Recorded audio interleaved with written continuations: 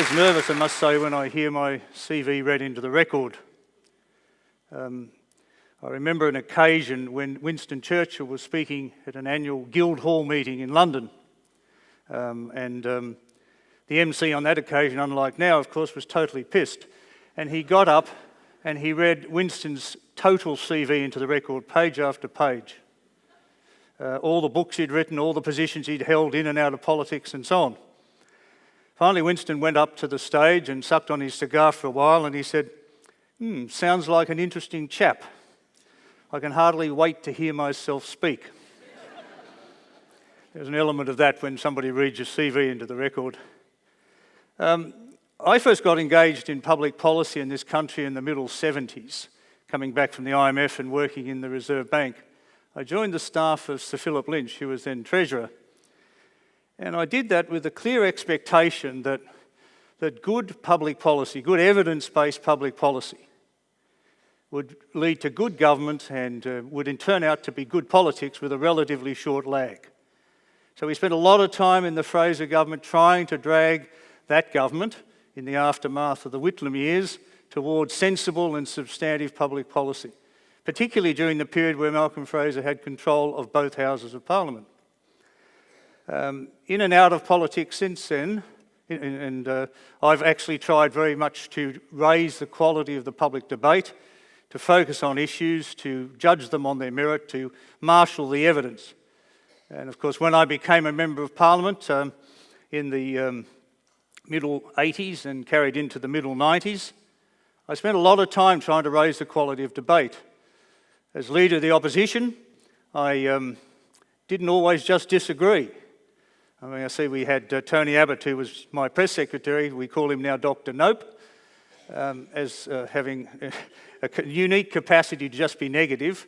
We actually tried to get out in front of the government to set the agenda. When we disagreed, okay, we disagreed.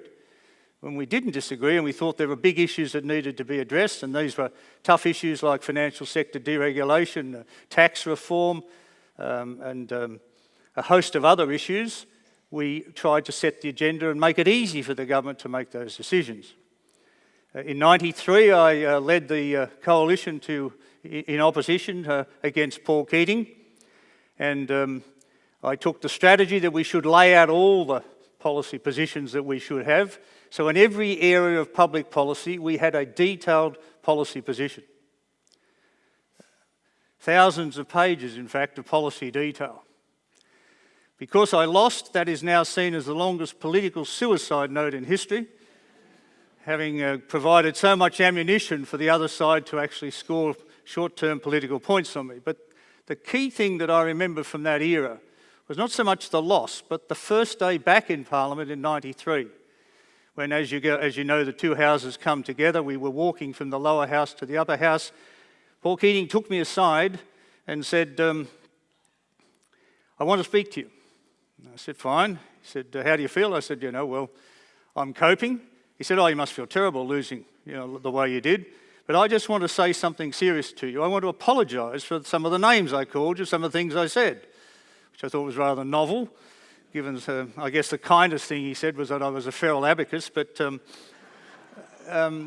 he said, no, seriously, John, and this is a very important point. He said to me, John, you've got to understand one thing, that to me, politics is just a game.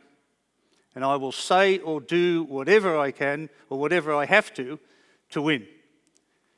And it was the first time in my life, having spent all those years in working for the Fraser government and in and out of politics, it's the first time I ever imagined that you could think of politics as a game. I thought it was a pretty big business, a very significant task to manage the economy and the country effectively.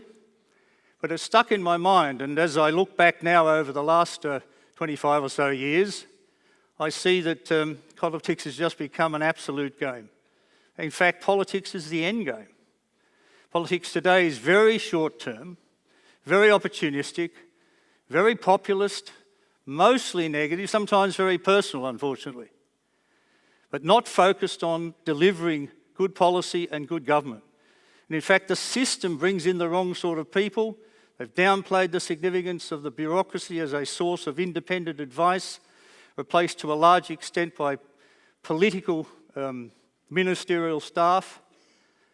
And so the big issues are just being left to drift. And we've seen them drift pretty badly over the last several decades. I was reminded the other day that back in the 1980s, I used to write columns about the impending housing affordability crisis. Well, it's here now. A whole generation of young Australians can't afford to buy a home in Sydney and Melbourne, and probably getting that close in Brisbane. And so we've seen with the climate debate. You know, we had a very hardline position as a response to the climate challenge back in the early 90s. I was calling for a 20% cut in emissions by the year 2000 off a 1990 base. We are yet to know how we're getting the 5% reduction in emissions by 2020 off a 2000 base. And of course, we've committed under the Paris Accord to cut emissions by 26 to 28% by 2030. What's happened over that period is drift. Issues have been left to drift. Housing affordability was left to drift. Climate response was left to drift. The bottom line of that drift is today the mess we've got in the energy sector, with electricity and gas prices running away to a point where the average household is struggling to actually afford to pay their power bills. I mean, these are really negligent outcomes I should say, of negligent government over a very long period of time. And while it took years, in fact, to create those sort of issues, it's going to take a number of years to actually turn that around. And hopefully in the near term, some of those political players that have spent their time scoring points on each other and shifting blame will actually bear the electoral consequences. But what's happened in that process in this country is, of course, that people have lost faith in the political process. They've lost faith in politicians, many politicians as individuals. In terms of the major parties, they've lost confidence and faith, and of course, in the political system. So we have the worst possible outcome now. As you saw in the last federal election, 1 in 3 people didn't vote for either of the 2 major parties. It's a longer-term trend, and it will get worse before it gets better. People are so disenfranchised, so frustrated, so annoyed, so disappointed, whatever way you want to describe it, that they're looking for some effective means by which they can protest. And so they've tended to protest in our system, under a compulsory voting system, by voting for minor parties and independents, moving away significantly from the 2 major parties. Now, this is not just happening in Australia. Of course, it's a trend that's been happening globally. There's a lot of focus these days on fake news and post-truth politics, pretty much what we've had in Australia, because if you're going to win at all costs, you start to manufacture your own evidence, in quotes, your own data, your own models. Notice some of the debates these days, everyone has a model, and that model seems to actually, surprisingly, prove exactly the essence of their argument, even though nobody ever bothers to spend much time comparing the detail behind some of that so-called evidence. We've seen the trend in Europe has very significant shift away from the major political parties, as the electorate has, in one form or another, found a mechanism by which they can protest. Remember the Brexit vote in the UK? My friends in London saying, no worry, we'll be remaining for 60-40. London will go 60-40 in favour of staying in the European community. The vote turned out the other way because the rest of the UK, the regional UK, the non-London UK, the silent majority, as Nixon might have called them, actually voted overwhelmingly the other way. And a lot of young people didn't bother to turn out and vote at all because it was non-compulsory voting. And that came as a big surprise because they didn't focus on the economic arguments that were put as the possible negative impacts on the UK economy from that sort of vote, if they actually did exit the European community. They voted on issues like immigration, which was misrepresented in the campaign. UK had never had an effective immigration policy. They were worried that 5 million was the number of North Africans and Middle Eastern residents would flood into the UK in the next few years, and they voted overwhelmingly to preserve what they thought they had. Interestingly, though, when it came to a second chance to vote, when Theresa May decided in a moment of unusual arrogance that she'd go to an early election to get an enhanced mandate, she said 100-seat majority, in order to be in a strong position to negotiate the Brexit deal, the young people turned out in force in particular, and the vote swung the other way, and she ends up as a minority government, having to live from hand to mouth, trying to get any piece of legislation through the parliament, one piece at a time. And certainly not in a very strong position against an enhanced, the enhanced strength of the European community in the negotiations so far. A disastrous outcome, but people on both of those occasions found an opportunity to register a protest. We've seen it in France with the emergence of Macron. Macron used to be a minister in a socialist government, remade himself as an outsider, came up from the outside, isolated the hard left and the hard right, came through the middle. Had a significant and probably overwhelming win in terms of French politics. But in the job, what's he doing? He's doing all the things he didn't actually tell him he was going to do. Nationalise a shipyard, trying to track bankers out of London into Paris, and a host of other decisions that have been quite controversial, so his popularity has collapsed. The left and the right stood back, I think, to say, well, let him have a run, he won't last, and we'll come back in and take over.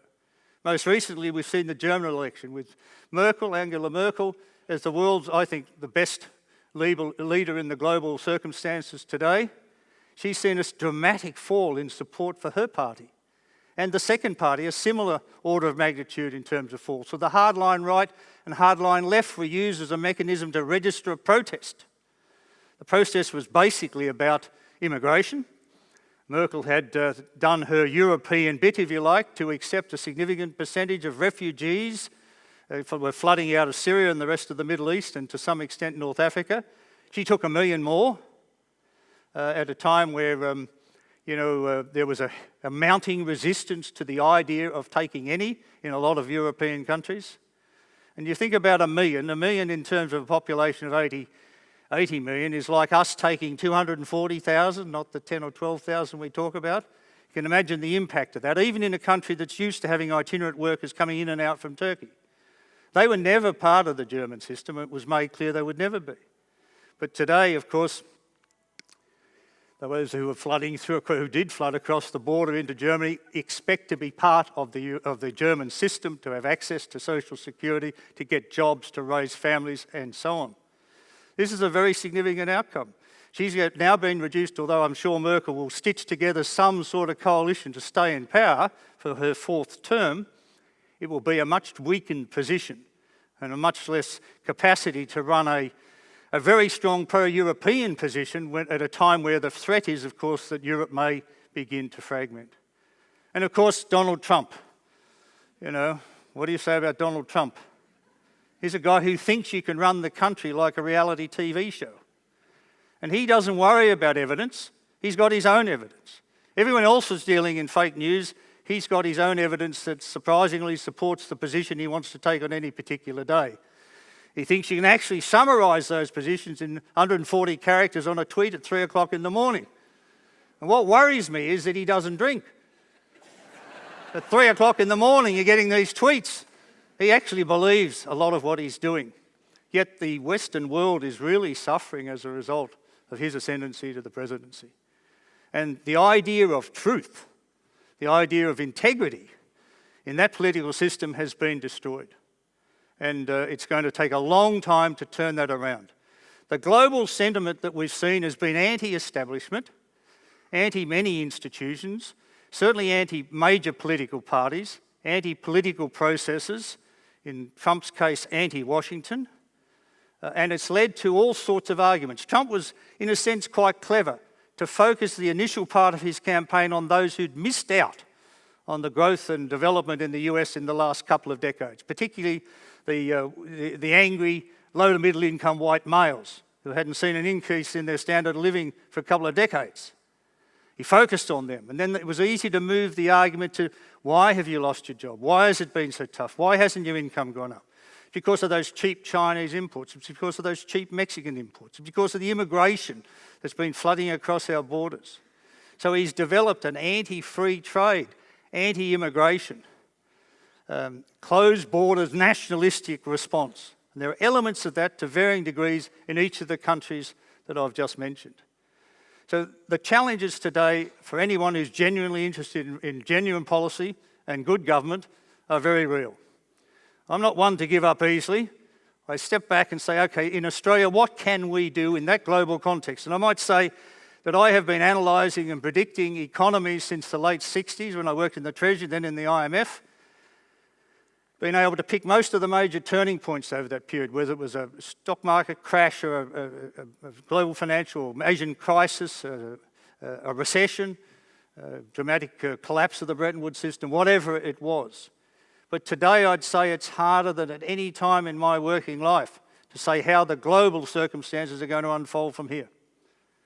I mean, the uncertainties and risks are much greater than people are factoring in. We still have massive debt. The IMF released a number last week, $135 trillion worth of debt around the world. And some of the biggest players in the world, like China, have more than 300% of their GDP in debt. We're on the verge, perhaps, of another GFC driven by a debt market correction.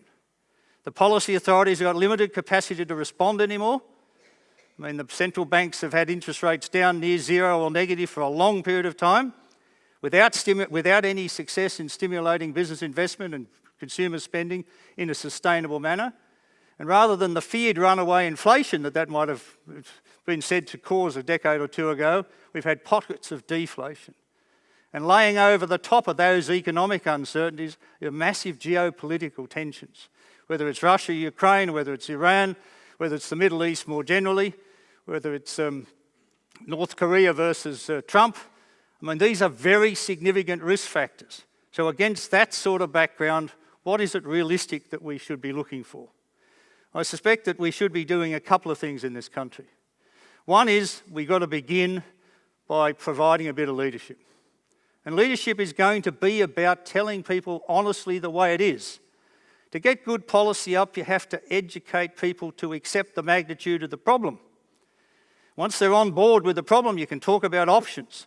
You can pick an option, you can deliver a policy outcome.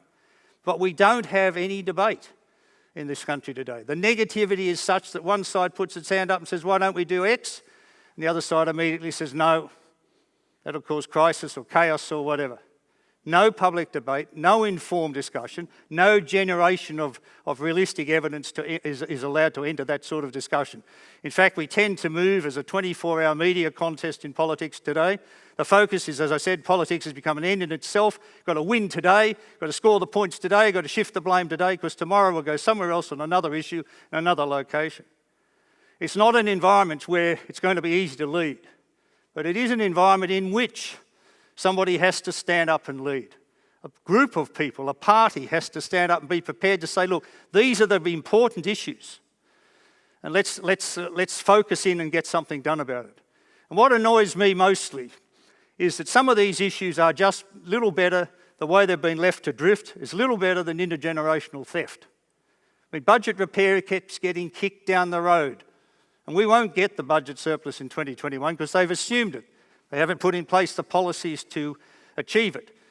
And a lot of the big expenditure items in government, whether it's NDIS or defence or education or health or whatever, are running away. And in the 2020s, they will run away. So we're leaving that huge legacy of deficits and debt to our children.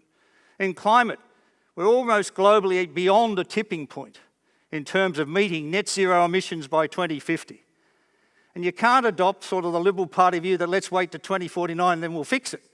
You're changing behaviour, industrial structures over a long period of time. You have to set a medium-term certain path with certainty, and you have to deliver policies against that are accepted and believed by the average voter. So leadership is not going to be easy, but that's where you've got to start. Somebody's got to stand up and say, I don't want to be part of the 24-hour media cycle anymore. I'm not going to play any more games. We're going to just focus on a few key issues and start to move this country forward. An essential part of that might have to be political reform. The standing of our political process has fallen so far that we need to think about how can we change that? How can we restore confidence, voter confidence in the political process? Obviously, you're going to have to start to deliver some policy outcomes that they can understand, and with cost of living the way it is today, that's your initial focus. Doing something genuinely about electricity prices, childcare costs, school fees, and so on. That's where you've got to focus. And until you do that, I mean, you're not going to be accepted. But more broadly, they see the political process as the game. It brings in the wrong sort of people, whether they're advisor level or political level.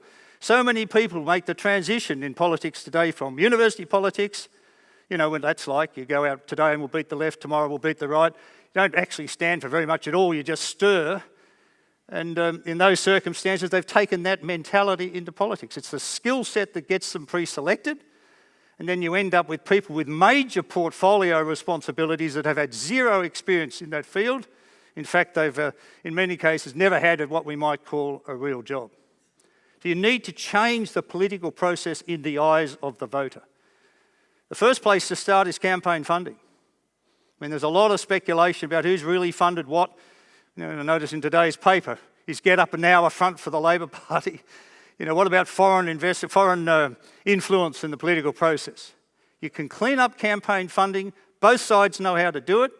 I think you should put a limit all donations to be personal donations from those on the electoral roll. No foreign, no union, no business, no institutional, no research centre, and just focus it in. If you can't make that work, then go to public funding and change the rules to change the eligibility for public funding. But you can do it. Both sides know it can be done, but they don't do it because they think they can exploit it somewhat better than the other side. You also want real-time release of the information about those donations so that people know who's giving what to who and why. You also need to, related to that, clean up lobbying. Make it transparent and accountable. No more backroom deals. Publish the details of who ministers meet. Have an effective register of lobbyists. There are a whole number of ways in which you can do that. Then, of course, you go to the parliament. Can we fix the parliament? Well, you could, pretty easily. It doesn't have to be the circus that it is. I do a lot of media from Parliament House, so I inevitably walk through the main entrance. Almost every time somebody says to me, "I was just in question time," I can't believe it. I mean, this is children's stuff. You know, there's no maturity, there's no focus, there's no, you can clean up question time. You could have a genuinely independent speaker, as an external appointment perhaps even. You can get rid of the Dorothy Dixers. You have all questions to the government. All ministers have got 2 minutes to answer. I would say no notes. If you don't know your job, you shouldn't be there. And just focus it in on issues of substance that can be done. Enhance the committee system, not only in terms of a review of legislation, but in terms of genuine reassessments on issues, researches, reviews, and reports that are fundamental to the evidence that's going to be required to run a good government. You could go further than that. You could say we should have a national ICAC, or what we call from New South Wales ICAC, an independent commission against corruption at the federal level. And I think, dare I say, that in the business community, in the broader community, we have rules. Truth in advertising rules. We have significant penalties in the business community for false and misleading conduct. Why do we exempt politicians from that? Why don't we apply those standards to them in that process?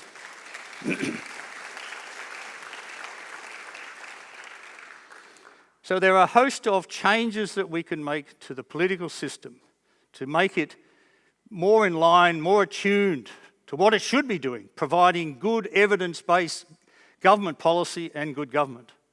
And the politics will take care of itself. But if you move politics forward and it becomes the end in itself, then you end up with a post-truth world. You end up with a fake news world. And unfortunately, since my comment about Keating, it's been pretty much a slippery slope in this country. It's a manifestation that's occurred right around the Western democratic world, and we should be genuinely concerned about that and what can be done about it. And I cannot contemplate a world where the processes of government are continued to leave a lower standard of living, a more difficult set of circumstances, to steal, if you like, from their children and grandchildren. Most politicians, when you talk to them and say, "Why are you in politics?" "I'm here to make a difference. I'm here to look after the interests of my children and my grandchildren." Then they happily participate in a process that is fundamentally against the interests of their children and grandchildren. I know as a parent, I grew up in pretty low to middle income sort of circumstances. I found life pretty tough. Had to fund myself through the rest of high school, all the stories that we all have. But we have a background of saying, why? What did we want to do? I wanted to make it easier for my kids. I wanted to give them opportunities that I never had. I wanted to create those opportunities by the sort of contribution I thought I could make to, in my case, good government and good economics and good government in this country. I'm sorry to say that today I fear we're leaving a lesser standard of living to our children despite all those efforts, and that is not where we should end up. And that is the price to me of a post-truth fake news world. Thank you.